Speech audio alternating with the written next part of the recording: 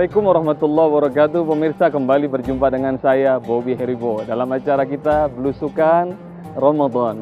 Banyak orang-orang yang tidak percaya bahwa berbagi itu akan mendatangkan keuntungan bagi mereka. Namun sesungguhnya orang yang berinfak di jalan Allah sama saja seperti menanam satu benih, kemudian muncul satu pohon yang besar memiliki 7 cabang. Dari masing-masing cabang pemirsa akan muncul 100 buah. Pemirsa, ikuti sosok inspiratif dalam acara kita ini, Belusukan Ramadan. Kita masuk ke Suriah. Kebetulan saya sudah 2 kali ke sana. Ketika konflik ini terjadi, kita sangat prihatin karena konflik ini sudah memakan jiwa sampai 100.000 jiwa yang meninggal. Tugas pertama saya waktu itu kita ke Yordania. Kita melihat itu memang fungsinya banyak sekali dan permasalahan utamanya adalah kesehatan. Makanya kemudian kita buat program kesehatan untuk para pengungsi Suriah di Yordania.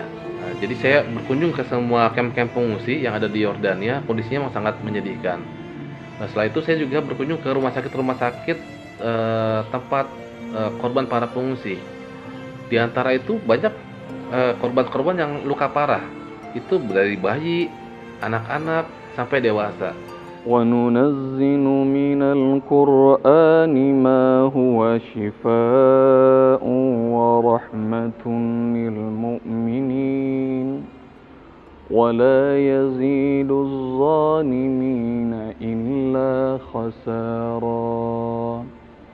Pemirsa yang dirahmati Allah Subhanahu wa taala, Allah turunkan dari ayat-ayat Al-Qur'an yang menjadi penyembuh bagi orang-orang yang percaya. Dia bahkan menjadi rahmat. Dan Allah Subhanahu wa taala tidak menambahkan apapun juga kepada orang-orang zalim kecuali adalah kebinasaan, kerugian. Pemirsa yang dirahmati Allah Subhanahu wa taala, yakinlah bahwa yang Maha menyembuhkan adalah Allah. Bukan obat, bukan rumah sakit, juga bukan dokter. Seorang ibu di Bilangan Bintaro, Jakarta, ikhwatal iman rahmati Allah, berusia 82 tahun, bernama Siti Aisyah. Dirawat berbulan-bulan di rumah sakit. Pemirsa yang dirahmati Allah, kakinya menurut sang ibu 2 tahun beliau 2 kakinya busuk. Bukan karena komplikasi, bukan juga karena lupus, bukan juga karena diabetes. Bahkan dia dan para dokter pun tidak tahu apa penyebabnya. Beberapa bulan di rumah sakit tidak kunjung sembuh, anak-anak membawa dia pulang. Siti Aisyah mengatakan bahwa setiap hari saya mengeluh, saya meratap, hingga seorang ustadz datang menjenguk. Ia mengajarkan, jangan mengeluh bu, lebih baik daripada ibu mengeluh, maka bacalah Al-Quran. Boleh jadi dengan cara membaca Al-Quran ini Allah sembuhkan penyakit. Sang ibu kembali mengeluh. Dia mengatakan, jangankan baca Al-Quran Ustaz, saya tidak mengerti mahrad dan tajwid. Bagaimana saya bisa membacanya? Subhanallah, Ustaz itu berlapang hati. Dia mengajarkan, sang ibu menuntun kata demi kata, kalimat demi kalimat. 2 jam pagi itu sang Ustaz menuntun Ibu Siti Aisyah untuk membaca Al-Quran. Pemirsa yang dirahmati Allah Subhanahu wa taala, namun tidak hanya hari itu, maka keesokan harinya, lusa, bahkan setiap hari Ibu Siti Aisyah mengatakan, Ustadz itu datang menemani untuk membacakan Al-Quran bersamanya.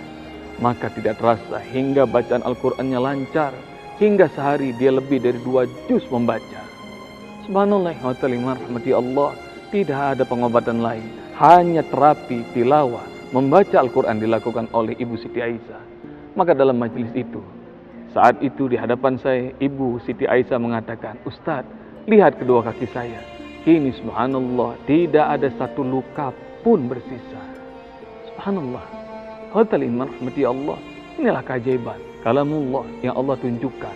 Dan masih ada jutaan hamba Allah yang merasakan bahwa Al-Quran adalah rahmat Allah dalam hidup mereka.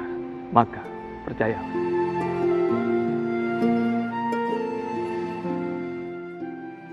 Baru saja kita ikuti pemirsa sosok yang hebat yang senantiasa percaya bahwa berbagi itu akan mendatangkan peruntungan hebat. Saya akan mengajukan kuis. Pertanyaannya pemirsa, apakah profesi dari sosok hebat yang baru kita tonton tadi? Jawabannya bisa Anda kirim dalam info berikut. Maka pemirsa, saya undur diri, Bobby Heribo. Ikuti acara kita setiap hari, Belusukan Ramadan. Assalamualaikum warahmatullahi wabarakatuh.